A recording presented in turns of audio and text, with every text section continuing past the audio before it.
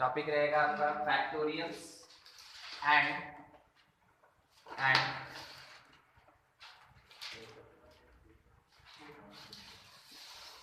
Prime factors of any given factorial. Topic आपका ये है factorials and prime factors of factorial. देखिए factorial कहने का मतलब क्या हो जाता है ना कि multiplication of N natural numbers. ठीक है, फैक्टोरियल का मतलब क्या हो जाता है, मल्टीप्लिकेशन या product of N natural numbers. जैसे कि अगर लिखा हुआ है एन फैक्टोरियल, इस एक्सक्लेमेशन मार्क से इसको डिनोट करेंगे, या फिर ऐसे लिखा जाता है फैक्टोरियल, दोनों फैक्टोरियल। इसका मतलब ये हो गया कि product of first N natural numbers. ठीक है, आपको कहां तक लास्ट में जाना है, नेचुरल नंबर का जो सबसे लीस्ट होता है। कौन सबसे लीस्ट होता है, 1 तक जाए। अगर लिखा हुआ है 3 फैक्टोरियल, इसका मतलब आप स्टार्ट कर सकते हैं, आप 3 to 1 लिख सकते हैं, आप 1 to 3 लिख सकते हैं, कोई फर्क नहीं पड़ने वाला, क्योंकि मल्टीप्लाई करके तो वही है। ठीक है, ये चीज फैक्टोरियल्स के केस में ये याद रखना है कि अगर a प्लस b का होल फैक्टोरियल है तो आप इसको a factorial plus b factorial नहीं लिख सकते। ठीक है, इसके केस ये इतना जनरल भी नहीं है अलजेब्रा कि आप ऐसा कुछ रूल रेगुलेशन लगा दें। अगर ab का होल फैक्टोरियल है तो आप इसको a factorial into b factorial नहीं लिख सकते। ठीक है, तो कर क्या सकते हैं, जो फैक्टोरियल है बस उतना ही आप काम कर सकते हैं। ठीक है, और फैक्टोरियल सॉल्व करने का तरीका ऊपर में दिया गया है। तीसरा, any higher factorial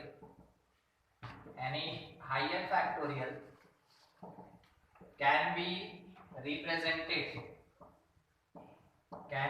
represented in terms of lower factorials। ठीक है, लोअर फैक्टोरियल के टर्म में उसको रिप्रेजेंट किया जा सकता है। ये बहुत सिंपल सी बात है। 5 फैक्टोरियल है ना, 5 4 3 2 1, इसमें से आप अगर 5 को छोड़ दें तो आप इसको 5 into 4 फैक्टोरियल लिख सकते हैं। अगर आप 5 4 को छोड़ दें तो i into 3 फैक्टोरियल लिख सकते हैं। कहने का मतलब इसी के बेसिस पे अगर एक पॉइंट और मेंशन कर दे तो वो भी सही हो जाएगा। फोर्थ पॉइंट अपने पास क्या है ना कि जो हायर फैक्टोरियल होता है, higher factorial are divisible by lower factorial. ठीक है, यानी कि आपको कोई बोला कि देखो 10 फैक्टोरियल बाय 8 फैक्टोरियल, आप आंसर करेंगे 10 into 9, आप इतना ही लिखेंगे। आप लिखेंगे अपने आप को सॉल्व करके दिखाने के लिए एटलीस्ट इतना तो लिखिए, बाद में इसको काट दीजिएगा, बोलिएगा ये 90 हो। ठीक है, ये कर सकते हैं। अगला point, LCM of multiple factorials are only greatest factorial. ठीक है, मल्टीपल फैक्टोरियल्स है और उसका अगर हमको निकालना है एलसीएम, तो कौन सा फैक्टोरियल उसका एलसीएम होगा, जो सबसे ग्रेटेस्ट हो। ठीक है, यानी कि अगर डिमांड कर दिया कि फाइंड करो LCM of 3 factorial 2 factorial 5 factorial, 5 factorial, ये इसका एलसीएम। एलसीएम वो नंबर होता है जो कि अपने कंपोनेंट नंबर से डिविजिबल हो। तो 5 factorial is divisible by 5 factorial, also divisible by 2 factorial 3 factorial। इस कारण से एलसीएम कौन हो गया, 5 फैक्टोरियल। HCF ऑफ फैक्टोरियल्स, हाँ बोलिए उस 2 को क्या कहना चाहते हैं जनरल तौर पे, of factorials are only, least बोल सकते हैं, लीस्ट फैक्टोरियल, जो सबसे छोटा फैक्टोरियल होगा। आप 2 बोल रहे थे, इसी सेंस में बोल रहे थे ना कि 3 2 5 में छोटा 2 है। ठीक है, तो एचसीएफ कौन होगा, जो सबसे छोटा फैक्टोरियल होगा, जो लीस्ट फैक्टोरियल होगा, उसी को हम क्या बोलेंगे, एचसीएफ। तो कहीं पे अगर हमको जरूरत पड़ गया, एचसीएफ को एक और नाम से जाना जाता है जीसीडी। ठीक है, और अगर हमको निकालना है ऑफ 3 फैक्टोरियल, 5 फैक्टोरियल, 7 फैक्टोरियल, क्या आंसर? ठीक है, ऐसा आंसर। चलिए इसको आप नोट कर लेंगे और एक क्वेश्चन हम यहाँ पे लिख रहे हैं, थोड़ा सॉल्व करके दिखा दीजिएगा। 1/2 factorial plus 1/4 factorial is equals to क्या है? ठीक है, नोट कीजिए, उसको सॉल्व कीजिए।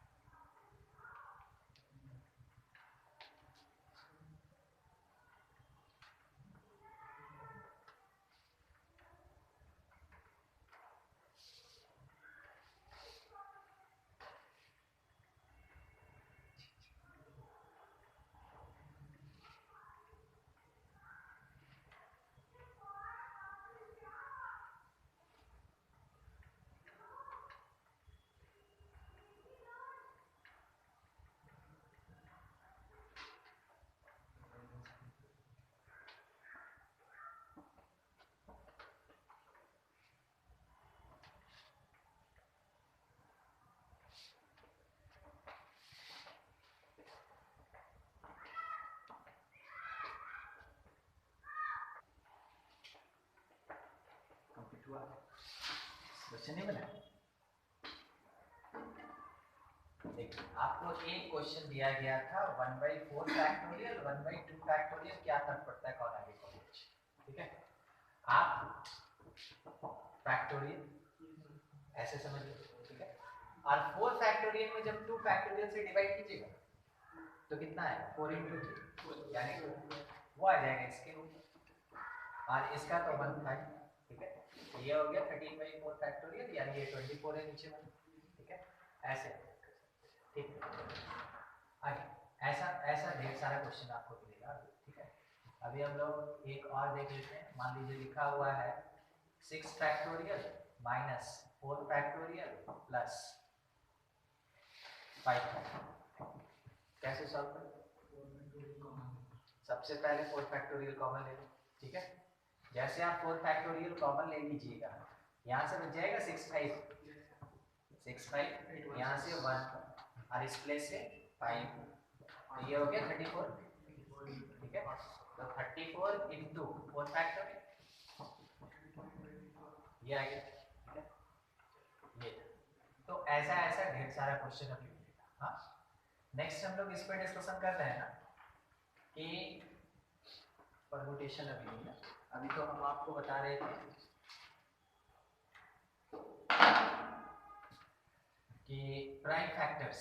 ठीक है, एक्चुअल में इसको हम लोग पावर या एक्सपोनेंट ऑफ प्राइम, प्राइम मतलब प्राइम नंबर या प्राइम फैक्टर, ठीक है, ऑफ प्राइम इन फैक्टोरियल, इस पे डिस्कशन करते हैं। ठीक है, सबसे पहले आपको डिटेल्ड पार्ट दे देंगे, बाद में धीरे धीरे उसको शॉर्टकट करते चलते हैं। ठीक है, मान लीजिए जैसे हम लोग के पास कोई नंबर है, सीधा एग्जांपल से, इसके लिए कोई ज्यादा बड़ा थ्योरी है। मान लीजिए हमको दिया 10 फैक्टोरियल और बोला ना कि इसमें फाइंड करो तो 2 का एक्सपोनेंट, 2 एक प्राइम नंबर है और वो इसका फैक्टर भी है, तो उसका एक्सपोनेंट यानी उसका पावर कितना होगा? 10 फैक्टोरियल में मतलब 2 कितनी बार आएगा? सिंपल सी बात, जैसे 4 में 2 2 बार होता है, अगर 4 × 6 है तो 2 3 बार हो गया, अगर 4 × 6 × 8 है तो 2 6 बार हो गया, 8 वाला भी। तो वही चीज काउंट करना है कि कितना उसका पावर होगा, कितना उसका एक्सपोनेंट होगा। तो क्वेश्चन ये पूछा गया इन 10 फैक्टोरियल फाइंड एक्सपोनेंट ऑफ 2। वो 3 पूछ सकता है, 5 पूछ सकता है, 7 पूछ सकता है, किसी भी प्राइम के बारे में पूछ सकता है। ठीक है, हम लोग स्टार्ट करने कहां से? 2 से। तो हम लोग लिखेंगे पहले 10 फैक्टोरियल, समझने वाली भाषा, 8 7 6 5 4 3 2 है। इसमें आपको इवेंट्स पता चल रहा है, हर एक इवन के पास कम से कम एक 2 तो होता ही। ठीक है, तो अगर हम 2 इन इवेंट्स में से कॉमन निकाले तो कितनी बार होगा? 5 बार, 5 इवन है। ठीक है, तो 2 का पावर 5 हो गया। उसके बाद 10 में से 2 चला गया तो 5, 8 में से 2 चला गया 4, 6 में से 2 चला गया 3, 4 में से 2 चला गया 2 और 2 में से 2 गया 1। इसके बाद जो भी बचेगा वो सब का सब ऑड फिगर। हमको उससे कोई मतलब नहीं, क्योंकि हमसे कोई मल्टीप्लिकेशन वगैरह पूछा नहीं है, हमसे 2 के बारे में पूछा है तो हम 2 को केवल है ना ध्यान रखिएगा। बाकी हम देखिए ऑड्स, ऑड्स में वो आ गया, कौन आ गया 9 7 5 3 1। ठीक है, अब इस जगह पे देखिए आपको दो जगह इवन दिख रहा है, तो 2 कितनी बार निकाल सकते हैं? 2 बार, कम से कम 2 बार तो निकाल सकते हैं। उसके बाद ये 4 क्या बन जाएगा 2 और ये 2 क्या बन जाएगा 1। इसके साथ जो बच गया सब का सब क्या है ऑड्स। ठीक है, अब इसमें से 2 कितनी बार, एक बार, तो 2 का पावर 5, 2 का पावर 2, 2 का पावर 1 इनटू ऑड्स है। ठीक है, यानी कि ओवरऑल आप 2 का पावर कितना कह सकते हैं 8 इनटू ऑड्स हुआ। क्वेश्चन हमसे डिमांड किया था कि 10 फैक्टोरियल में 2 का एक्सपोनेंट क्या हो, तो हम लोग आंसर ऐसे देंगे, exponent of 2 in 10 factorial that is equals to 8। ये मेरा आंसर हो जाएगा। ठीक है, 8। एक और नंबर पे हम लोग ट्राई करेंगे, नंबर है 15 फैक्टोरियल। तो बोला गया इन 15 फैक्टोरियल फाइंड एक्सपोनेंट ऑफ 3 का एक्सपोनेंट चाहिए किसमें 15 फैक्टोरियल। तो एक काम करते हैं, लिखते हैं 15 14 13 12, समझने के लिए मेहनत करना पड़ता है। ठीक है, वही करते हैं 8 7 6 5 4 3 2। ओके, 3 कहाँ से आएगा, एक 15 से आएगा, 12 से आएगा, 6 से आएगा, और है ना कम से कम एक बार तो 3 आएगा ही आएगा कंफर्म। ठीक है, वो निकाल रहे हैं, एक ही बार निकाल रहे हैं, कितनी बार ये रिपीट हो 5। 3 का पावर 5 रिमेनिंग ये 5 हो गया, ये 4 हो गया, उसके बाद ये 3 हो गया, उसके बगल वाला 2 और उसके बाद 1, और इसके साथ कांस्टेंट नंबर। कांस्टेंट नंबर, अब हम उसको ऑर्डिनल तो कह नहीं सकते ना, मगर ये जानते हैं उसके अंदर 3 नहीं, ये जानते हैं, उसको अलग कर दिया। अब इसमें से अगर 3 निकालना हो तो एक बार, तो 3 का पावर 5 और इंटू 3 का पावर 1 और इसके साथ कुछ कांस्टेंट नंबर है, तो हम कह सकते हैं कि exponent of 3 in 15 factorial that is equals to कितना 6। लिखने का तरीका देख रहे हैं बदल रहा है। ठीक है, यही चीज आपके पास क्वेश्चन में लिखा है, तो एक्सपोनेंट किसका किसके अंदर। ठीक है, ये चीज ऐसे ऐसे। चलिए समझ में आ गया आपको, एक्सप्लेन फॉर्म स्कूल में आपको ऐसे ही बनाना है, अगर आ गया अब शॉर्टकट, उसके बिना तो आप रह नहीं सकते। शॉर्टकट भी क्या, शॉर्टकट के बिना लिखे ही बन जाएगा।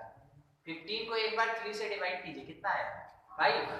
5 को एक बार 3 से डिवाइड करके कांस्टेंट बताइए कितना है, मतलब कोसेंट फ्रैक्शन आएगा ना, तो रिमाइंडर हटा दीजिए, कोसेंट बोलिए कितना है 1। कितना हुआ 5 1 6 हुआ 6 बड़े। 10 में 2 से डिवाइड कीजिए, कितना हुआ 5। 5 में 2 से डिवाइड कीजिए, कोसेंट 2। 2 में एक बार 2 से डिवाइड कीजिए 1। आप शायद देखिए 5 2 1 8 हो गया। ठीक है, अब देखिए जब ऐसा देगा तो वो तो पूछेगा थोड़ा दुरुस्त टाइप कौन सा है, बस बना ही रहे, बोल के सुना दीजिए। क्वेश्चन अपने पास है find exponent of 3 in 100 factor. ठीक है, आराम से रुक के समझ लीजिए ना, 2 मिनट लगेगा सब। ठीक है, उसके बाद एक बनाते चलिए, एक्सपोनेंट ऑफ 3 इन 100 फैक्टर। आप 100 को 3 से डिवाइड किए और जो आएगा उसका ग्रेटेस्ट इंटीजर ले लीजिए, तो वो कितना आएगा 33। ठीक है, ये हो गया मेरा एक एक्सपोनेंट, जैसे यहाँ नहीं निकाले थे पहला एक्सपोनेंट 5 आया था, ये वैसा ही एक्सपोनेंट। ठीक है, उसके बाद दूसरे स्टेप में क्या कीजिए, 33 को फिर 3 से डिवाइड कीजिए और उसका ग्रेटेस्ट इंटीजर लीजिए 11। तीसरे स्टेप में क्या कीजिए, 11 को 3 से डिवाइड कीजिए, ग्रेटेस्ट इंटीजर लीजिए, फिर 3 को 3 से डिवाइड कीजिए, ग्रेटेस्ट इंटीजर लीजिए 1। बस इन्हीं को केवल ऐड कर दीजिए, एक्सपोनेंट ऑफ 3 निकल गया इन 100 फैक्टर। आया नहीं समझ exponent of p in 100 factorial that is equals to 30 plus 11 plus 3 plus 4 is equals to कितना 44 और 48 ये आगे ठीक है क्वेश्चन बदल जाएगा देखते चलिएगा आगे आ रहा है एक्सपोनेंट ऑफ 2 इन 100 फैक्टोरियल चलिए बताते चलिए तो 100 डिवाइडेड बाय 2 कितना 50 plus 50 divided by 2 25 divided by 2 का इंटीजर 12 डिवाइडेड बाय 2 का इंटीजर बाय 2 ओके ठीक है तो ये 50 75 87 93 97 ठीक है 97 तो एक्सपोनेंट ऑफ 2 इन 100 फैक्टोरियल कितना 97 यानी 2 का पावर 97 होगा और 3 का पावर कितना होता है 48 अब क्या किया ना कि एक्सपोनेंट आपसे पूछ दिया 6 का इन 100 फैक्टर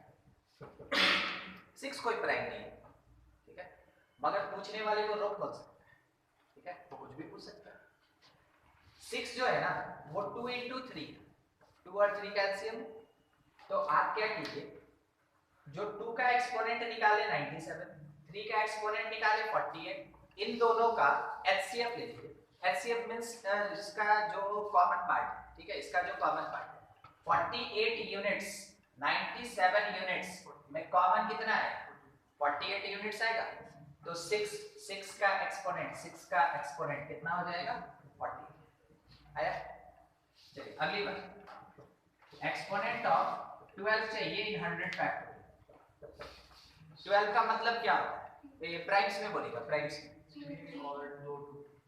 एक 3 और 2 होने का मतलब 97 becomes 48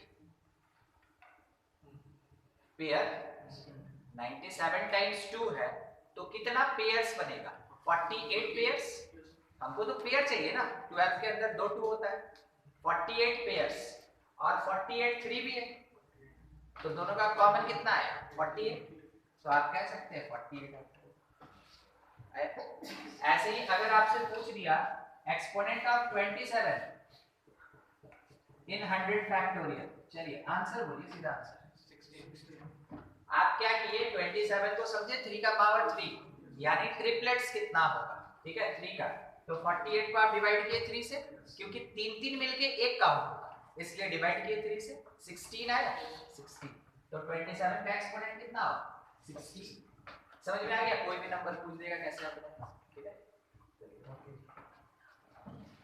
फिर फार्मूला तो देना मेरा फर्ज है हम दे ही देते हैं यही थोड़ा पढ़ के सुनाइएगा तो ये हम लिखे क्या है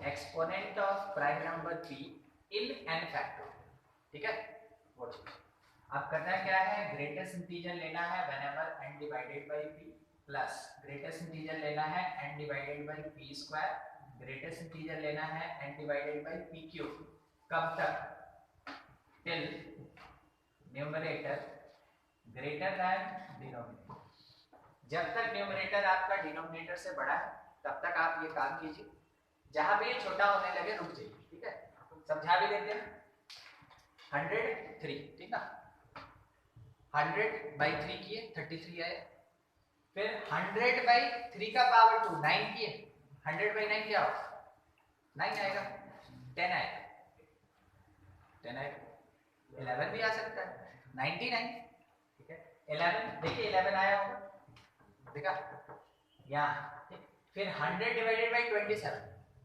3 आएगा 81 होता है 3 देखिए 3 और बाद में 100 डिवाइडेड बाई 3 का पावर 4 81 तो 1 आएगा अभी तक डिनोमिनेटर मेरा छोटा है न्यूमरेटर बड़ा है ठीक है अगर इसके बाद हम 100 डिवाइडेड बाई 3 का पावर 5 करते हैं 243 होता है ठीक है तो ऊपर 100 नीचे 243 जो भी आएगा 0 पॉइंट आएगा और 0 पॉइंट का ग्रेटेस्ट इंटीजर क्या होगा 0 उसके बाद सब तो 0 हो जाएगा तो हमको ये जो पावर हम नीचे वाला बढ़ाते जा रहे हैं कब तक हमको बढ़ाना है जब तक न्यूमरेटर मेरा डिनोमिनेटर से बड़ा है ठीक है जहां डिनोमिनेटर बड़ा हो जाएगा वहां पे छोड़ देना उसके आगे लिखना ही नहीं ठीक है फॉर्मूला ये है और यही कॉन्सेप्ट यहाँ पे मिलेगा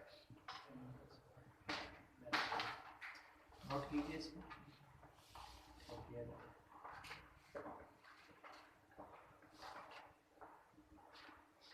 ये बिल्कुल एलसीएम पे ध्यान रखिए, ये तो जरूरी है, ठीक है। मगर आपको कैंसिल करने के लिए ना 7 फैक्टोरियल को पूरा का पूरा लिखना होगा, तो नीचे तो 7 फैक्टोरियल आएगा, ये बात कंफर्म। और यहाँ पे जब आप 7 फैक्टोरियल में 5 फैक्टोरियल से डिवाइड कीजिएगा तो 7 into 6 भी है, तो ऊपर हो गया 7 6 into 3 फैक्टोरियल मतलब 6 होता है, ठीक है। माइनस 4 से जब डिवाइड करेंगे तो 7 6 5 हो जाएगा, 7 6 5। फिर 7 फैक्टोरियल से डिवाइड करेंगे वो 2 फैक्टोरियल यानी 2 हो जाएगा। अच्छा, अब क्या देखने वाला चीज है कि ये हो गया 36 7 से 42 4 21 और 4 252 और माइनस ये हो गया 30 210 प्लस 2 और नीचे का 7 फैक्टोरियल मतलब 7 6 5 4 3 2 1 ये 42 44 और डिवीजन में ये सब है 7 6 5 4 3 2 1। क्योंकि सॉल्व करना है ना तो कैंसिल करने का प्लेस रखिए, इससे ये 11 टाइम में जाएगा बस, और तो कुछ नहीं हो सकता क्योंकि 11 में एक प्राइम हो गई, ठीक है। तो ऊपर हो गया 11 और नीचे वाला देख लीजिए क्या आ रहा है 126, ठीक है। बस याद है,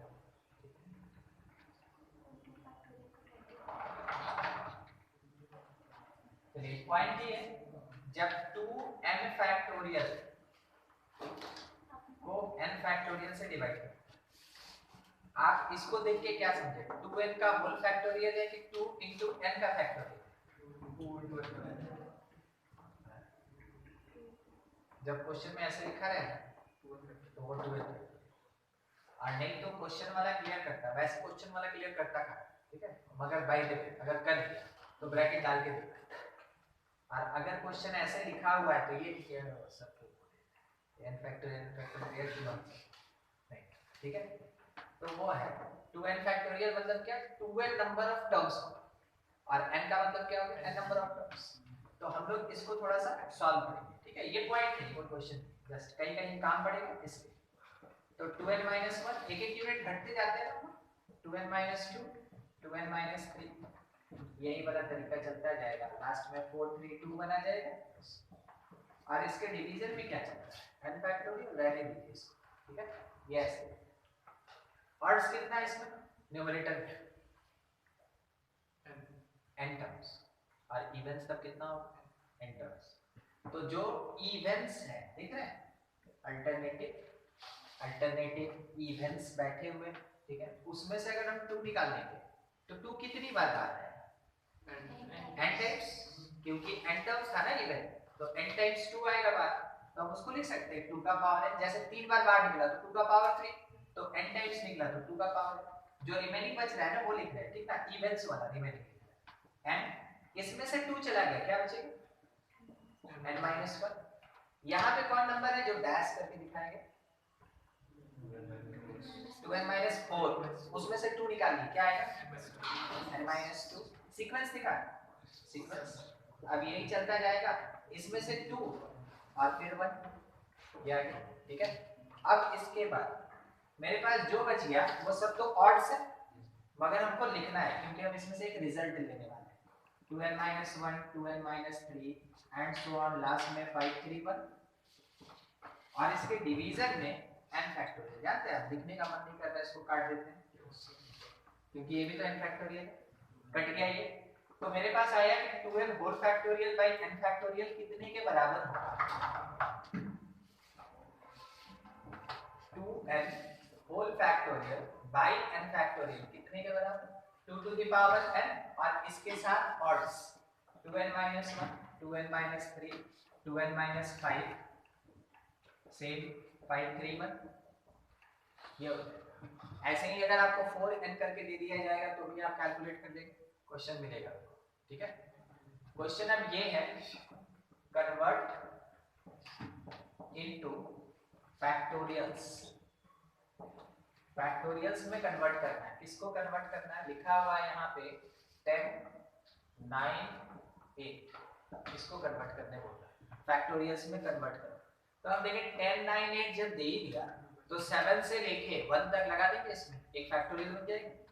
अगर खुद से मल्टीप्लाई किए तो मैथमेटिक्स डिमांड करता है कि डिवाइड भी करो, तो हम क्या करेंगे कि इस 10 9 8 में ये समझना होगा, ये कोई फार्मूला नहीं है, ऐसे कर लेंगे हम, ठीक है।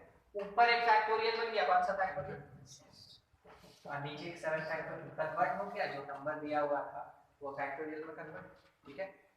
ऐसे ही मान लीजिए अगर आपको दिया 1 3 5 7 9, आप किस में कन्वर्ट कर सकते हैं, 2 में कर सकते हैं, 2 फैक्टोरियल। बोला लीस्ट निकालो, क्वेश्चन में लिखा है लीस्ट, ग्रेटेस्ट तो बहुत सारा हो सकता, लीस्ट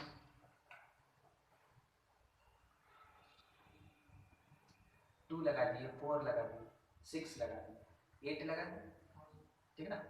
क्या क्या लगा दिए, 2 4 6 8 फिर 9, ये मेरे खुद का डाला है, तो हम इसे डिवाइड करेंगे, 2 4 6 6, ऊपर क्या है और नीचे में से 2 1 तो निकाल लीजिए,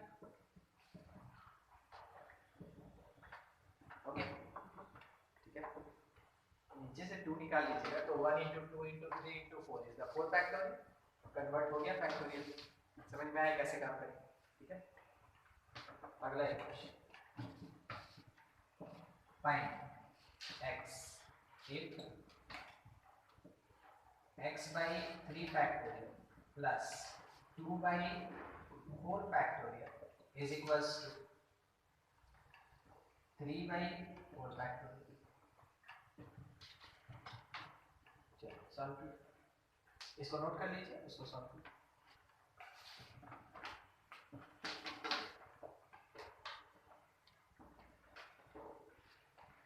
है आप एलएचएस से प्रूफ करते हैं कि आरएचएस से? नहीं, जिधर ज्यादा टर्म होता है उधर से सॉल्व करते हैं, ठीक है। हाँ सब्जेक्टिव, अब प्रूफ करने वाला क्वेश्चन तो सब्जेक्टिव है। ये बोला है कि proof that n factorial n plus 2 that is n factorial plus n plus 1 factorial. हम स्टार्टिंग किधर से करेंगे, आरएचएस से, क्योंकि उधर ज्यादा टर्म ज्यादा फैक्टोरियल से। तो जब आप आरएचएस लेके चलेंगे तो n फैक्टोरियल को n फैक्टोरियल लेने दिए, क्योंकि ये छोटा फैक्टोरियल है।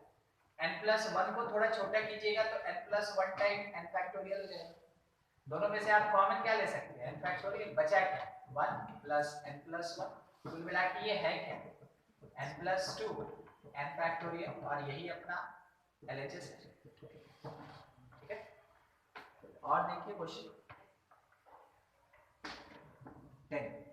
10 number question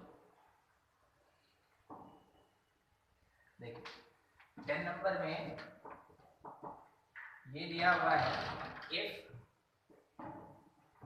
2n whole factorial division में 3 factorial 2n minus 3 factorial and, अच्छा रेशियो दिया है ना, तो हम स्टेटमेंट लिखने की जगह इसको रेशियो में डाल देते हैं, ठीक है। n फैक्टोरियल और डिवीजन में 2 factorial n minus 2 factorial is equals to 44/3, तो n का वैल्यू क्या होगा ये हमको निकालना है। देखिए सबसे पहला चीज तो आप जरूर इसमें ध्यान रखिए, कभी भी 2n का कंपैरिजन n के साथ मत कीजिएगा, इसको काटने चलेंगे तो आपको हम दिखा चुके हैं ना बहुत बड़ा नंबर आता है, तो n फैक्टोरियल n के साथ ही सॉल्व होगा, ठीक है, और दूसरी जगह लेके नहीं जाना है, और 2n के साथ ही सॉल्व होगा और कहीं लेके नहीं जाना है, ठीक है। तो पहले ये दोनों सॉल्व करेंगे, ये दोनों सॉल्व करेंगे, बाद में जब फैक्टोरियल्स रिमूव हो जाएगा तब उसके बाद बाकी इक्वेशन सॉल्व करेंगे, ठीक है। सोचिए 2n और 2n माइनस 3 में बड़ा कौन, तो 2n 2n minus 1 2n minus 2 के बाद 2n माइनस 3 फैक्टोरियल आएगा, और इसके डिवीजन में ये सेकंड वाला 3 फैक्टोरियल और 2n माइनस 3 फैक्टोरियल, छोड़िए ये फोर्थ पोजीशन है तो फर्स्ट जाएगा, लेके आ गए इसको 2 फैक्टोरियल n माइनस 2 फैक्टोरियल। अब n फैक्टोरियल को क्या आप रिड्यूस करके n माइनस 2 तक नहीं पहुंचा सकते, तो n n minus 1 n minus 2 factorial हो गया। अब फैक्टोरियल्स हटाइए। इक्वेशन सॉल्व करने में जब तक फैक्टोरियल्स हटेगा नहीं तब तक इक्वेशन सॉल्व होगा नहीं, क्योंकि वो जनरल अलजेब्रा को फॉलो नहीं करता है बाय 2। चलिए अब इसके साथ सोचिए, तो अगर 2 फैक्टोरियल काट दे 3 फैक्टोरियल से तो क्या बचेगा? 3 बचेगा। ठीक है, इतना होने के बाद हम पहले लिख देना चाहते हैं यही सब काटने में, तब तो एक बार में आंसर आ जाएगा। 2n 2n minus 1 2n minus 2 2n minus 2 के नीचे 3 into ऊपर में 1 और नीचे में n n minus 1 और ये पूरा पार्ट 44/3 के बराबर हो गया, कुछ छोटा था। ठीक है, अच्छा ये n अब तो कट सकता है क्योंकि अब वो फैक्टोरियल है। और देखिए अगर n minus 1 से इसको काट देंगे तो 2 बचेगा। हो गया, जो कटना पिटना था हो गया और कुछ नहीं। तो अब चलते हैं दूसरे साइड। 22 हो गया, ठीक है। 2n minus 1 into 2 है तो ये रह गया 11। तो 2n minus 1 किसके बराबर? 11 लगता है n 6 है। ठीक है, n का वैल्यू निकालना था। और देखिए और क्वेश्चन उसमें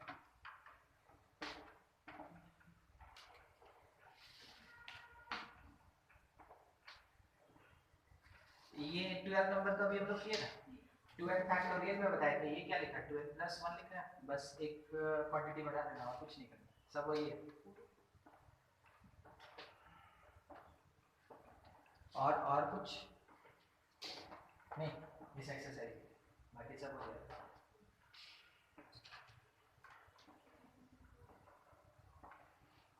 लेके कम से कम परम्यूटेशन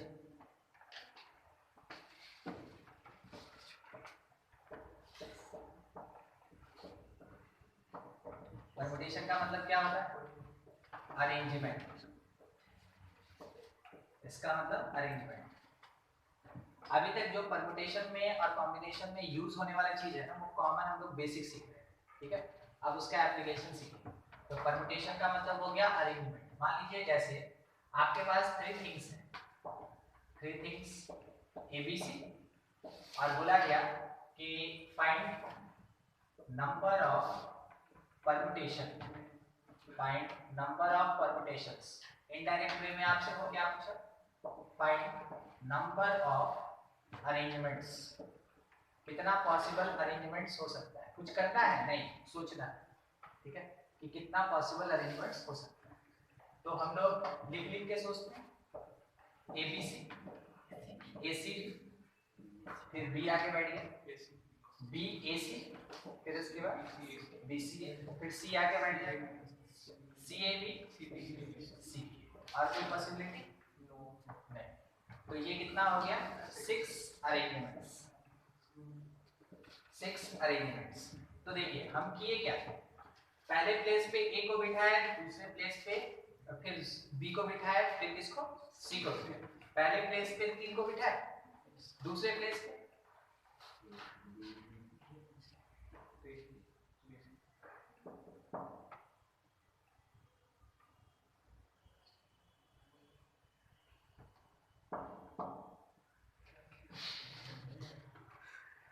फर्स्ट प्लेस पे तीनों में से कोई भी।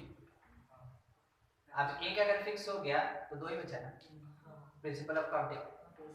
2 को बिठा दिया सेकंड प्लेस, अब 2 बैठ गया तो कोई एक ही बचा ये, यानी कि हम इसको ये कह सकते हैं 3 फैक्टोरियल।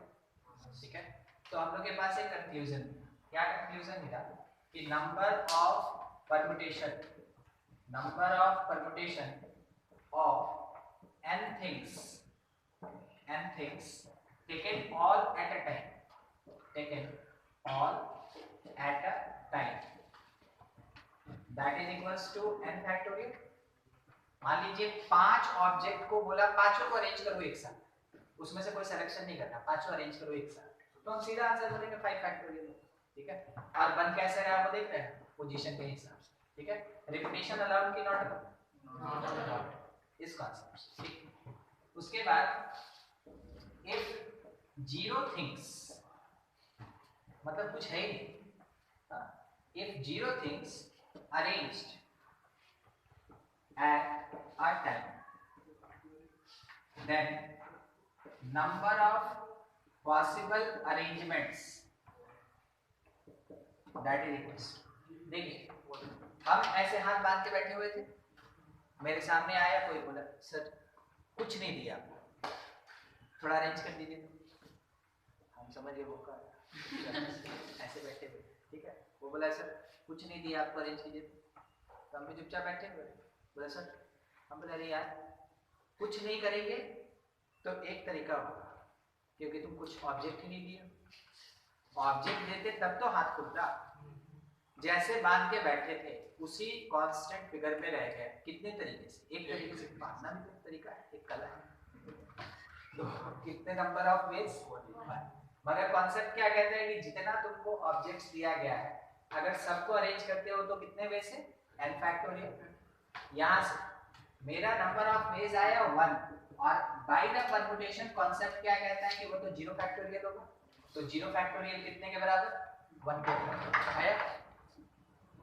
1 फैक्टोरियल कितने के बराबर? 1 के बराबर।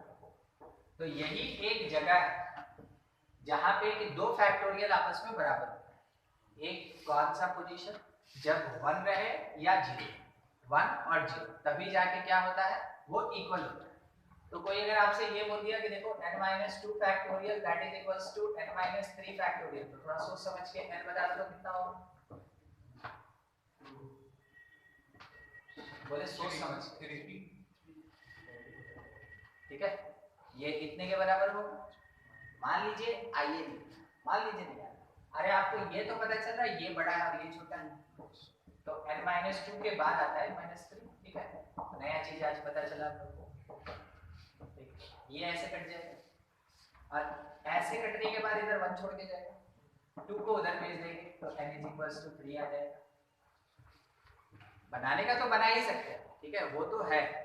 मगर बाई द वे कहीं पे वैसा आ जाए आपके पास ऑब्जेक्टिव, तो कौन देखने जा रहा है कि कितने स्टेप में बनाना है, ठीक है। डायरेक्ट आप आंसर कर सकते हैं बाय द कांसेप्ट कि 1 फैक्टोरियल और 0 फैक्टोरियल दोनों बराबर होता है, और कितना होता है? 1, ठीक है। ये उसके बाद if are things be arranged out of given n things, ये क्या बोल रही है? ये बोला ना 5 ऑब्जेक्ट है, उसमें से 3 को अरेंज करो बस, ठीक है। कितना? 3, केवल 3, ठीक है। तो n ऑब्जेक्ट्स आपके सामने रखा हुआ है और उसमें से आपको कितने को अरेंज करना है? r objects. तो पहले r ऑब्जेक्ट्स उठाइए, फिर उसके बाद उसको अरेंज कीजिएगा, ये नहीं कीजिएगा, ठीक है। यही पॉसिबिलिटी होगा। तो इसके लिए परम्यूटेशन एक फार्मूला दिया कि इसको रिप्रेजेंट करेंगे npr से। देखे थे वो एक्सपोनेंट ऑफ 2 वाला कैसे रिप्रेजेंट किया? तो ये नोटेशन है, ये नोटेशन है, ठीक है। यानी कि आप इसको सॉल्व नहीं कर सकते, ये जस्ट डिनोट करने के लिए। तो सॉल्व करने के लिए क्या होता है? सॉल्व करने के लिए होता है n factorial by n minus r factorial. जब भी npr लिखा रहेगा, n का मतलब क्या? टोटल अवेलेबल थिंग्स, r का मतलब number of things has been arranged, p permutation, arrangement करना हमको, ठीक है। तो n factorial by n minus r factorial is total number of ways, total number of ways, बस और कुछ नहीं। अच्छा, दूसरा बात हमको ये ध्यान रखना है, क्या फैक्टोरियल कभी नेगेटिव हो सकता है? तो क्या r कभी n से बड़ा हो सकता है? नहीं। तो आपको ये चीज ध्यान रखना है, n always greater than equals to r। ऊपर वाला जो है वो नीचे वाले के बराबर होगा, नहीं तो बड़ा, ठीक है। उसके बाद क्या हम कभी भी negative number of things arrangement में शामिल कर सकते हैं? कोई बोला देखो उससे चार्ट उधार लेनी है और उसको हम अरेंज करते हैं, नहीं होता है, लेके आइए तब अरेंजमेंट होगा, ठीक है। ये चीज, तो इसका मतलब ये हो गया कि n बिलोंग करेगा कहां से? नेचुरल से कम एक चीज चाहिए। और अरेंजमेंट आप किसका कर सकते हैं? कम से कम होल नंबर का। अरेंजमेंट नहीं भी तो कर सकते हैं, बोले तो वो भी एक कला है ना, वो भी तो एक कला है। तो उस समय हम लोग कितना नंबर ऑफ वेज देंगे? 1। मान लीजिए आपसे ये बोल दे कि देखो फोटो देखिए, मान लीजिए जैसे आपसे ये बोल दिया कि out of 4 things no arrangement take place, कुछ नहीं हुआ, तो इसका मतलब है n आपका 4 हो गया और r कितना, 0, ठीक है 0। आप फॉर्मूला लगाएं एकदम तो साजी तो सीखे, NPR 4p0, आप लिखिए ऊपर में 4 फैक्टोरियल, नीचे में लिखिए 4 माइनस 0 का फैक्टोरियल अकॉर्डिंग टू फॉर्मूला। आप लिखिए ऊपर में 4 फैक्टोरियल, नीचे में 4 फैक्टोरियल, बेचारा कट गया और 1 बच गया, ठीक है। तो आपके सामने जब कुछ थिंग्स आके रखाएगा तो एक अरेंजमेंट तो पहले ही हो गया, आप कुछ करें या ना करें एक अरेंजमेंट तो हो गया, ये वही था, ठीक है। और बाइंड में अगर आप अपना हाथ चलाते हैं तब तो नंबर ऑफ अरेंजमेंट्स बढ़ जाएगा, ठीक है। तो ये होता है अरेंजमेंट। अब सोचिए अगर आपसे बोला गया एक सेल्फ के ऊपर बुक्स रखने के लिए, बताइए तो आप सिलेक्शन कर रहे हैं कि अरेंजमेंट कर रहे हैं? बुक उठाइए, सिलेक्शन फिर अरेंजमेंट, ठीक। मान लीजिए जैसे आपसे ये बोला गया कि कुछ लेटर्स और लेटर्स को लेके आपको वर्ड्स बताना है, तो बताइए तो अरेंजमेंट होगा या फिर सिंपल सिलेक्शन होगा?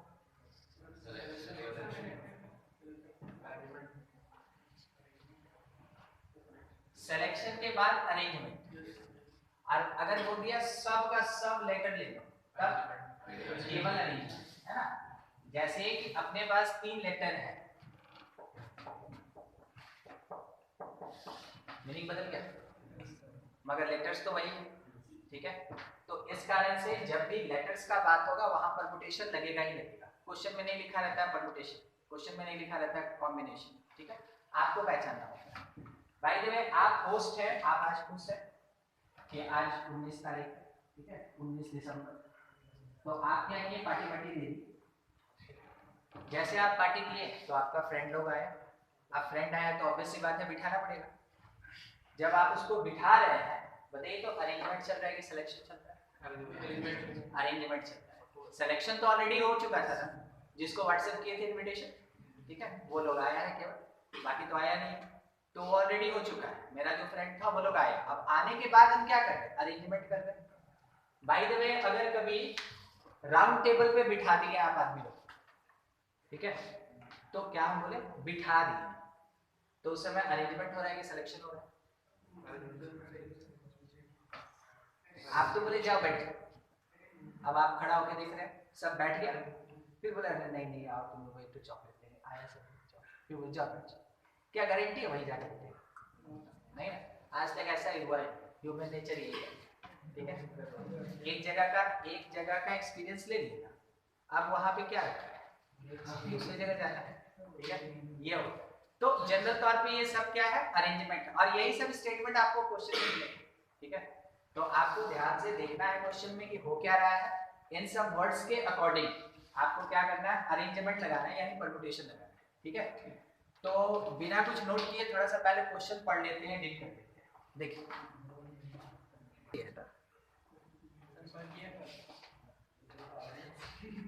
नहीं इसके लिए मोफलर आज मंगाया, देखिए क्वेश्चन नंबर 18 था,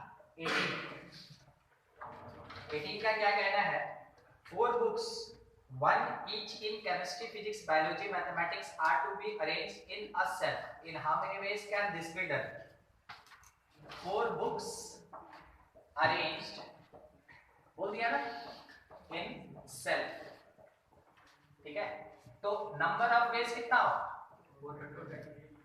मतलब कि पहले पेज पे 4 में से कोई भी, उसके बाद क्या 3, फिर 2, 1। आदमी थोड़ा सा क्या होता है ना कि अपने आप को है ना मतलब एनर्जी कंजर्व करके रखना चाहता है, बचाना चाहता है। जब एक यहाँ रख ही दिया तो अगर उसको याद भी आ जाएगा कि अरे यार ये क्या होगा, केमिस्ट्री पहले रख दिया, रखना था फिजिक्स हमको, वो हिलाएगा नहीं उसको, बोले छोड़ो किसी न किसी दिन तो हट जाएगा, ठीक है। तो 4 3 2 1 ये क्या आ गया, ये 4 फैक्टोरियल हो गया, ये 4 फैक्टोरियल। अच्छा आइए 21 में, how many words का formation with or without meaning can be formed by using all the letters of the word Delhi, using each letter exactly once.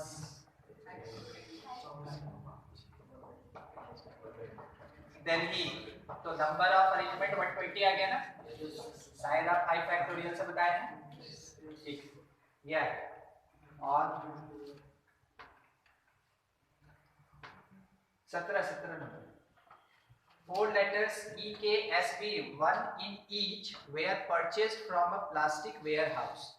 नहीं होता छोटा छोटा लेटर लिखा हुआ रहता प्लास्टिक का, स्टेशनरी में मिलता है। ये तो बहुत बड़ा बात बोल दिया कि वेयर हाउस जाना पड़ेगा।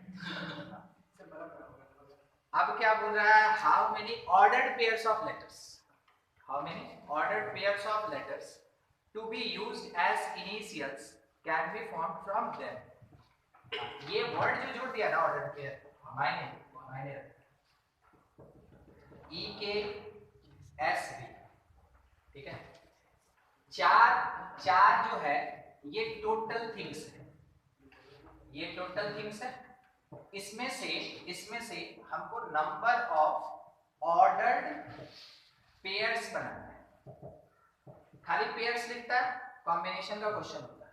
ऑर्डर्ड पेयर्स बोल दिया, परम्यूटेशन का क्वेश्चन हो गया। कारण ऑर्डर्ड पेयर में 1 2 और 2 1 अलग अलग चीज होता है, ठीक है।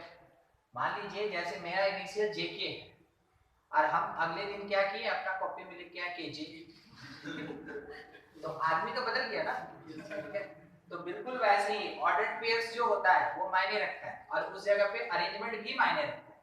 तो अरेंजमेंट डिफरेंट होगा। टोटल अवेलेबल थिंग्स कितना, 4। कितने को आपको अरेंज करना है, 2।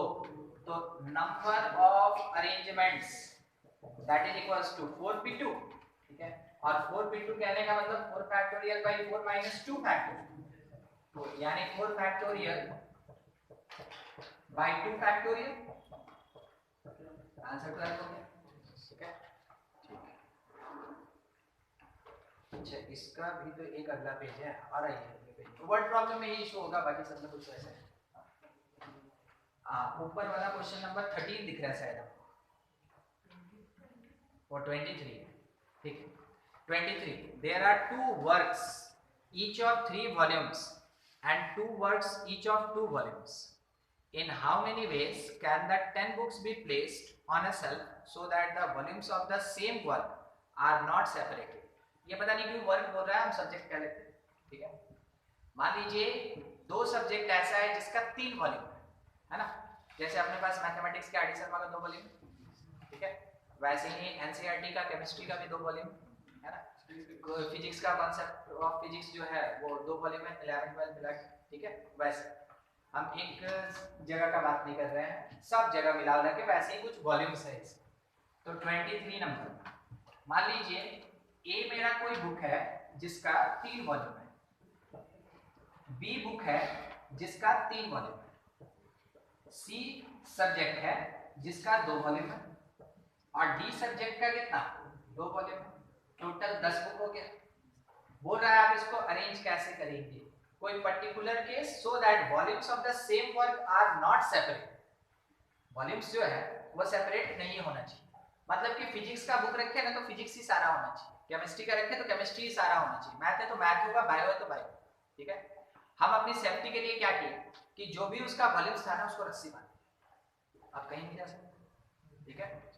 अब मेरे हाथ में बंडल जो है वो तो सब्जेक्ट है, वो सब्जेक्ट है, तो ऐसे सोच के काम करना होता है, करना वरना कुछ नहीं, खाली सोचते, ठीक है।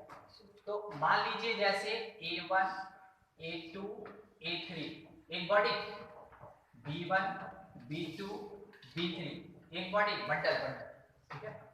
फिर C1 C2 और फिर D1 D2, तो नंबर ऑफ बॉडीज कितना, 4।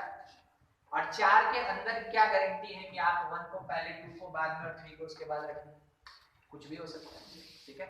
तो सबसे पहले नंबर ऑफ अरेंजमेंट में इन बंडल्स को अरेंज करेंगे कितने वे से, 4 फैक्टोरियल, 4 बंडल है, चारों को अरेंज करना 4 फैक्टोरियल, ठीक है। बाद में बंडल के अंदर तीनों को अरेंज करेंगे कितने, फिर बंडल के अंदर तीनों, फिर बंडल के अंदर, फिर बंडल के अंदर मल्टीप्लाई कर दीजिए, ठीक है। समझ में आया डिस्क्रिप्शन कैसे कैसे हुआ। अगले वाले में 26, how many 6-digit telephone numbers can be constructed with digits 0 1 2 3 4 5 और पूरा दे दिया लिखने का। If each number starts with 35 and no digit appears more than once, 6 digit का टेलीफोन नंबर, ये तो हम लोग बिना परम्यूटेशन के बना देंगे, है ना। 6 डिजिट का होना चाहिए टेलीफोन नंबर, 5 6, और फर्स्ट वाले में फिक्स है कि 3 और 5 होगा, सेकंड वाले में, ठीक है, ये फिक्स है, ये फिक्स है। कितने वे से? 1 फिक्स होता है हमेशा एक तरीके से, ठीक है। या तो फेविकोल लगाइएगा, नहीं तो फेविक्विक लगाइएगा, नहीं तो काटे मार दीजिएगा, ये कीजिएगा। अब सब चीज तो नहीं करता है आदमी, तो जानते हो। अब बचा मेरे पास क्या, ये 3 चला गया तो 8 डिजिट बचा, 8 में बोला रिपीटेशन नहीं, 7 6 5। यहाँ पे ना मैथमेटिक्स केवल आपको समझाना चाहता है कि मैथमेटिकल लैंग्वेज होता है, ठीक है, और ज्यादा कुछ नहीं। आप उसको मल्टीप्लाई कर लेंगे वो अपना आंसर हो जाएगा, ठीक है। और लास्ट वाला देखते हैं, 32 ना, all the letters of the word एमकॉट, 32, all the letters of the word are arranged in different possible ways. Find the number of arrangements in which no two vowels are adjacent to each other. दो vowel एक दूसरे के आस-पास नहीं होना चाहिए, ठीक है। यानी कि अगर एक vowel बैठ गया तो उसके आगे vowel नहीं, उसके पीछे vowel, ठीक है, ये नहीं होता। तो हम क्या करते हैं कि पहले vowels निकालते, इसमें से कौन कौन है, ठीक है। vowels जो है वो E A O है, और कॉन्सोनेंट जो है वो है M C और T। वॉवेल्स एडजेसेंट नहीं होना चाहिए, दो वॉवेल एडजेसेंट नहीं होना चाहिए। क्या करें, वॉवेल्स को प्लेस कितना है, 6, ठीक है। मान लीजिए यहाँ पे एक वॉवेल रखी थी, तो क्या उसके बगल में वॉवेल रख सकते हैं, कॉन्सोनेंट रखना, ठीक है। उसके बगल में कॉन्सोनेंट रख सकते हैं, हाँ रखने का तो रख सकते हैं, उस पर रेस्ट्रिक्शन नहीं, रखने का तो रख सकते हैं, उस पर रेस्ट्रिक्शन नहीं है ना, रेस्ट्रिक्शन तो वॉवेल्स पे, मगर भविष्य अंधकार में, है ना, क्योंकि फिर तो दो वॉवेल आएंगे इस, तो यहाँ पे वॉवेल, फिर यहाँ पे ये वॉवेल 1 कॉन्सोनेंट 1, वॉवेल 2 कॉन्सोनेंट 2, फिर वॉवेल 3 कॉन्सोनेंट, एक पॉसिबिलिटी। और दूसरा यही है कि कॉन्सोनेंट और वॉवेल को क्या करेंगे, इंटरचेंज कर देंगे, ठीक है, बस यही कर सकते हैं। यानी कि स्टार्ट किए थे वॉवेल से, दूसरा पॉसिबिलिटी मेरे पास और क्या है कि हम स्टार्ट ही कहाँ से करेंगे, कॉन्सोनेंट से। तो कॉन्सोनेंट 1 वॉवेल, फिर कॉन्सोनेंट 2 वॉवेल 2, कॉन्सोनेंट 3 वॉवेल, बस इसके अलावा और कोई पॉसिबिलिटी नहीं है इस क्षेत्र, ठीक है। अब ये काम हम कितने वैसे कर सकते हैं, कोशिश करते हैं। 3 वॉवेल में कोई भी एक वॉवेल यहाँ पुट कर सकते हैं, कितने वैसे, 3 में, 3 ना, ठीक है। फिर उसके बगल में 3 कॉन्सोनेंट में से कोई भी एक 3 में, फिर यहाँ 2 यहाँ 2, फिर 1 1, ठीक है। अच्छा इस जगह में भी तो वही चीज ना, तो हम कह सकते हैं कि ये सेम हो रहा है, इसलिए मल्टीप्लाइड बाय 2 कर देंगे लास्ट में। तो टोटल नंबर ऑफ वेज, इस वाले क्वेश्चन का total number of ways, total number of ways that is equals to क्या करना है, 9 4 टाइम 36, तो 2 into 36 मतलब कितना होगा, 72। तो कितना वर्ड्स आप बना सकते हैं, 72 वर्ड्स बना सकते हैं पर्टिकुलर कंडीशन के साथ। तो जब कंडीशन दिया रहेगा ना तो उस समय थोड़ा संभल के आपको यूज करना, ठीक है। क्या है 144, देखिए कुछ हो सकता है क्या, पॉसिबिलिटी अगर है तो बिल्कुल कर दिया जाए।